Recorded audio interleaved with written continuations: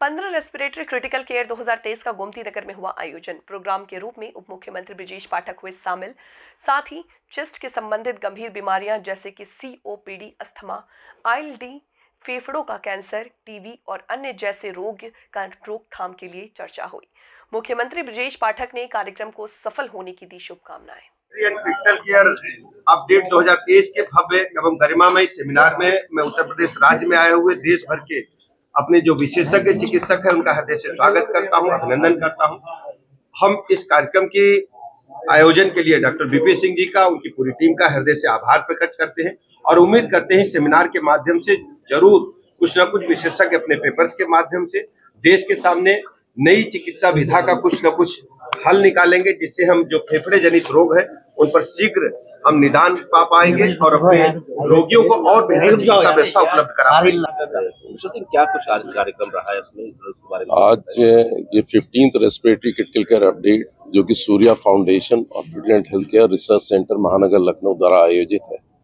इसका मुख्य उद्देश्य है कि सांस की संबंधित बीमारियों में जो आज की तारीख में चुनौतियां हैं उनको निपटने के लिए क्या क्या रास्ते आ रहे हैं, वैज्ञानिक रूप से क्या रिसर्च है, उसके बारे में जो लेटेस्ट है वो हम जो प्रदेश के पूरे प्रदेश से इकट्ठे लगभग 500 डॉक्टर्स हैं उनको हम लोग इस मामले में एजुकेट करना चाहते हैं कि जो नई टेक्नोलॉजी है, बहुत सारी चीज़ें नई नई आ गई हैं, उनके बारे में बताएं।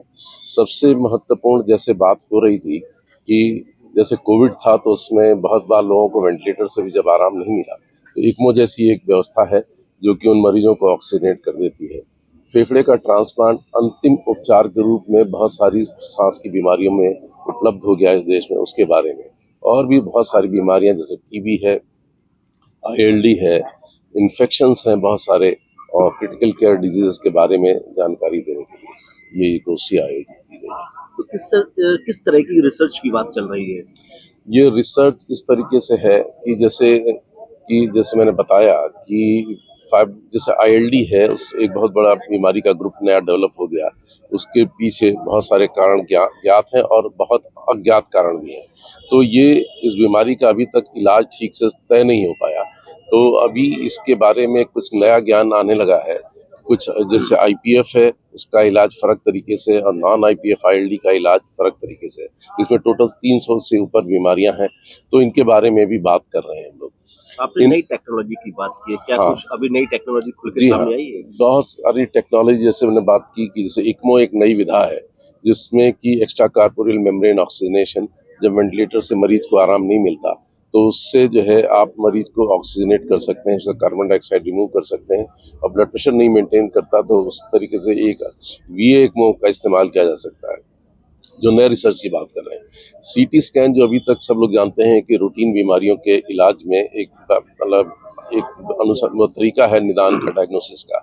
उस CT स्कैन में भी एक डीप लर्निंग और AI का इस्तेमाल आने लगा है कि आर्टिफिशियल इंटेलिजेंस का इस्तेमाल करने लगे हैं, तो उसकी वजह से आप उसको और प्रिसाइजली डिफाइन कर पाते हैं कि किस तरीके का है और उसमें कितना एरिया, डिफरेंट पार्ट का इन्वॉल्वमेंट डिफरेंट तरीके से होता है, उसको पहचानने में मदद मिलती है जो अभी तक नहीं हो पा रहा था। बहुत सारी और भी चीज़ें हैं जिसको विस्तार से करना मुश्किल होगा इस समय, लेकिन नई टेक्नोलॉजी के बारे में डॉक्टर्स को पता हो ताकि अपने मरीजों को हम बता सकें और इससे मरीजों की जिंदगी को बेहतर रिसर्च को लेकर के इंडिया के डॉक्टर्स के अलावा बाहर के फॉरेन के डॉक्टर से भी कंसल्ट किया जाता है। एक्चुअली क्या है कि ये रिसर्च एक ऐसी चीज़ है जिसमें पूरी दुनिया आज की तारीख में एक साथ काम कर रही है। जैसे कि कई सारे ड्रग ट्रायल हैं, रिसर्च ट्रायल्स हैं, तो उनमें जैसे इस समय ये एक